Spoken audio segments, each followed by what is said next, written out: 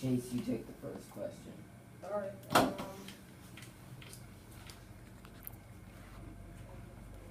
So tell us far when this is you pretty easy. start the recording.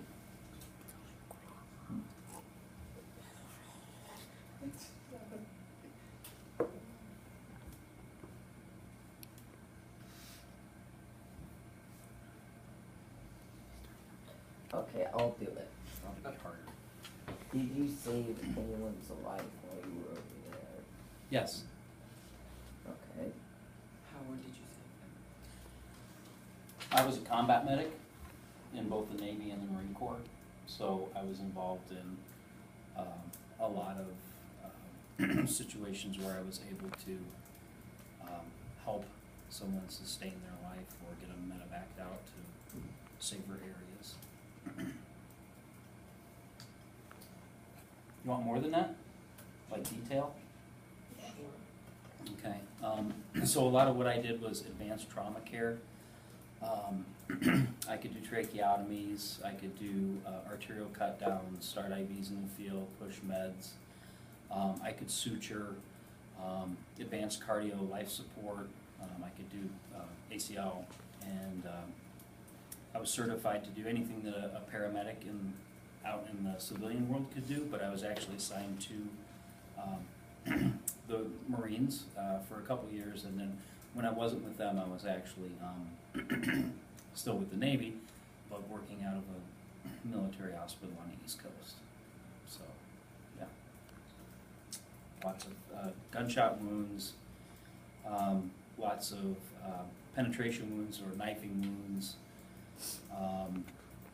several suicides, decapitation, lots of interesting things I was involved in.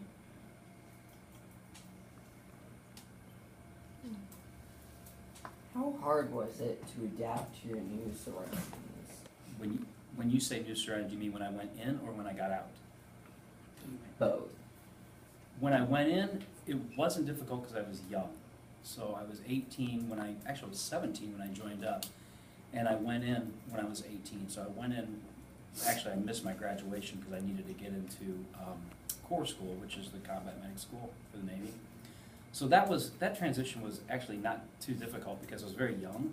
So things just kind of, happened, and it wasn't really a problem, and started boot camp, and that wasn't fun. It was challenging, but it was actually more challenging coming out of the service and coming back out here into the civilian world. That's really where I had just most of my challenge, and I've been out actually since 1993, and it's still challenging. There's things that still challenge me out here in your world that is interesting. Do you know a soldier or friend that you worked with that has PTSD? Yeah. Oh, yes. Yes, many. Alright. Are you like still in touch with them, or? No, not like I'd want to be, just because of life, families and geographical differences. Some of them are other places in the world, or a lot of them are on the West Coast, still on the East Coast. So no, not like I'd like to be. How long did you serve in the Navy? Actually, I was in for 11 years total. That was with my active duty time, and I also did reserve. So I would say about half of that time was spent with the Marine Corps. So just to give you an idea, my specific title was I was a hospital corpsman. And then when I cross-trained over into the Marine Corps, I was called an FMF corpsman, which was an 8404, which is Fleet Marine Force. So a few years with them in both Lejeune and Pendleton. That's it. And then some reserve time. Why did you join the Navy? Oh, that's an excellent question. Well, this is not the main reason, but I think this is where seeds are planted sometimes. My dad was in the Navy, so, okay, well, something to look at. But really, for me, I knew I wanted to do something medical. I wanted to get in the medical field in some way, and I knew that I wanted to be a medic.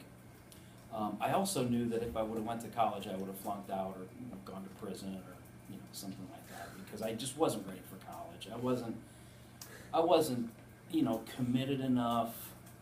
Didn't have the money to go to college at the time, and I looked at this as a way to get some real world training, serve obviously, which is a big plus as well.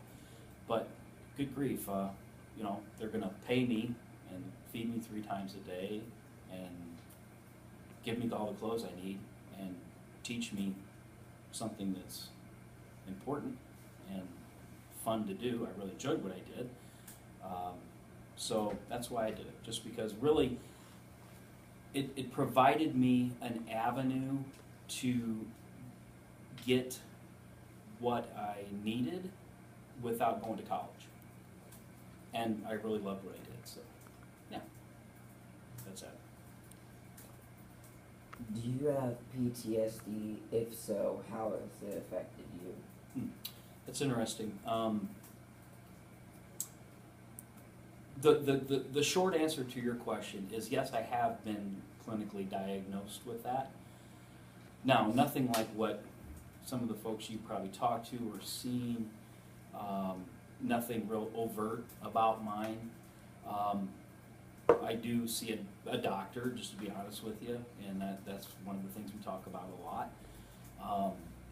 But I would consider myself, if you were going to say, hey, PTSD 1 to 10, 10 being the worst, I'm probably a 2 to a 3. And what was the second part to your question? If so, how has it affected you? Oh, how's it affect me? Yeah. There's times when I really don't sleep well because I still have very specific dreams about some of the things that I did, involved in people that I had to take care of. And I also still have weird dreams, like even though I'm almost 50 years old, I have dreams that I quit my job and join the Navy again. I'm going back in the Navy. So I have very strange dreams. I also have had to deal with a lot of anger issues, short-temperedness, and I'm gonna tie this into one of your previous questions, because you asked me about what was difficult transitions. And going from there to here, when I say there, I mean the military to your world, the civilian world. One of the things that just pissed me off a lot when I got out here was there's no order out here. There's very little respect. There's no chain of command. It's kind of like, to me, it was like Lord of the Flies when I got out of the service, where it was everybody knew what they were supposed to do. Everybody had a specific job, and everybody did it because they wanted to and they were good at it. So you didn't have to remind people to do things or check up on them, follow up. If I outranked you and I told you to go do something, you would just go do it. We didn't talk about it. We didn't debate it. We didn't negotiate it. You just did it. And if somebody above me told me to do something, I did it. Unless it was something totally crazy. But so then when I got out here, that's not the case. It's very, there's again, there's not a chain of command out here, and there's very little. And I'm not talking generational for you guys or even my older kids. It's not that. It's civilian world as a whole. There's really not a lot of respect anymore for a hierarchical kind of system, and it's that's very hard to acclimate into. And also, I was very, very, very highly trained. I could do a lot of things by myself as a medic. I didn't have to have a doctor with me or anything like that. And when I got out here, it was totally different. I mean, I was very limited in what I could do, and that was very discouraging and frustrating. So I had a lot of anger issues just based on the way things work out here, or don't work, as the case may be. So yeah, bad dreams, anger issues. That should answer that question. What were your experiences while serving in the Navy? Wow. Do you want to narrow that down?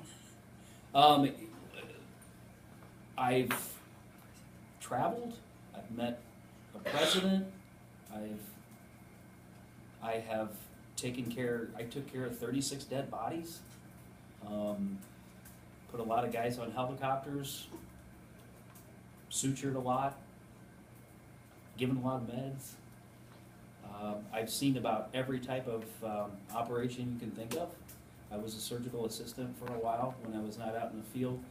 I was trained as a surgical assistant, and I was able to go into the operating rooms and pass instruments during surgeries, which was awesome because I could, being a military teaching hospital where I was at, which was in Bethesda, Maryland, I could go into any kind of surgery I wanted. I just had to wash up and go in. I could stand right by the doctor and watch what they were doing. So I've seen some amazing things, but I've also seen some not so amazing things. So I've seen a lot of trauma. Like I said, gunshot stabbing, decapitation, suicides, etc. But my experiences were always, I would say, very positive, because I always felt like I was doing something that was beneficial, especially when we could actually save somebody. So, yeah, lots of, and I've traveled, that was great. And I have a lot of benefits since I was in the service, and that's a nice thing too, so, yeah. When you say decapitation, do you mean like the, I mean, cut the head off. No, I mean, I know, but Oh. I mean like, was it your soldiers that got their head off? Navy, and I'll tell you the story because it doesn't involve combat. So, actually I was serving on an ambulance crew at the Naval Hospital of Bethesda. I was responding to a call, and it was on the base, and actually a guy that I knew was riding his motorcycle through the base, and he hit a semi-truck came across, and he hit, and the semi-truck hit him right across the neck and just put his head right in the gutter, in the helmet, and his body over here, so we had to go pick it all up, put it together, and, bring him back in. And so, yeah, that was not a combat situation. That was just like a day-to-day thing. So, it's a very interesting day. Right. What did you see or hear being in the war or going in the war? Well, so during the time that I was serving was Gulf War time, and I did not engage overseas, so no experience in the across the pond type of war stuff like some of the guys you've talked to. So, I mean, all my stuff is heavy. A lot of the training and a lot of the ambulance work that I did and trauma stuff just within my own people. So when I was in the Gulf War, being a combat medic, it was really not conducive to what I was doing. So I stayed on the East Coast during that time. So I really don't have the bang experience overseas like some of the guys you talk to. Mine was all pretty much homegrown. What training did you go through to become a medic? Wow. Lots. There's different levels of schools. There's everybody goes to boot camp. No matter what branch you're in, you have some form of boot camp that you need to go through. So the very first school that everybody in the Navy goes to is boot camp, which is basically where they just teach you how to be a sailor. So deck seamanship, all the things you need to do to just basically be a sailor, which is great. And then you have, if you qualify, and you have to qualify and test to get into different fields in the Navy. I knew that I wanted to be a corpsman, so the first level of schools are called A schools. And basically those are usually a year long, maybe longer, but they're very, very, very intense training on a very specific topic. So when you guys go off to college and you want to be, I don't know, a lawyer or whatever you want to be, you're going to go to school for at least 6 years, and you're going to study a myriad of things. besides law. So you'll do all the humanities.